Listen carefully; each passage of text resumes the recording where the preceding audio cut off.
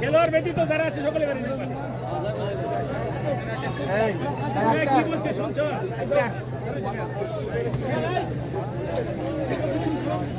সবই আছে।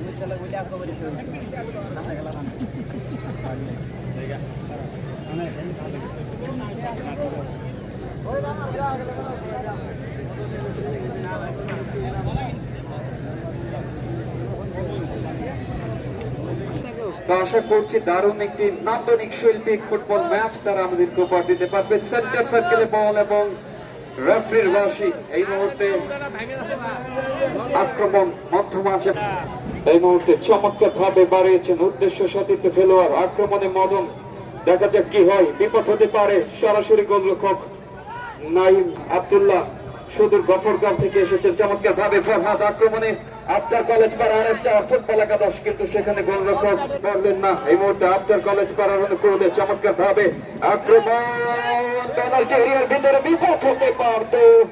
আক্রমণে নেত্রকোনা চমৎকার ভাবে এই মুহূর্তে ফরহাদ আক্রমণে আফতার কলেজ পাড়া আরেস্টা ফুটবল একাদশ চমৎকার ভাবে লাফটিং দিয়ে জার্সি নাম্বার 11 উদ্দেশ্যে বাড়িয়েছিলেন।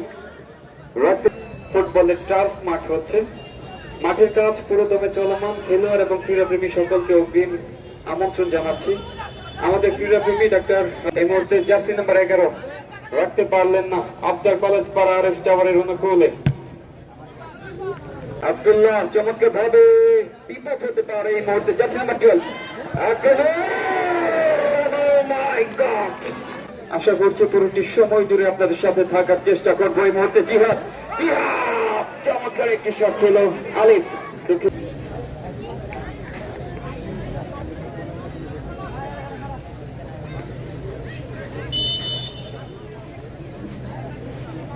এবং ওনার সহযোগী হিসেবে আরো দুজন আছেন, জুয়েল রানা এবং মাহফুজ দেওয়ান। আক্রমণ, oh my goodness, what a goal kick! Counter attack চমৎকার ভাবে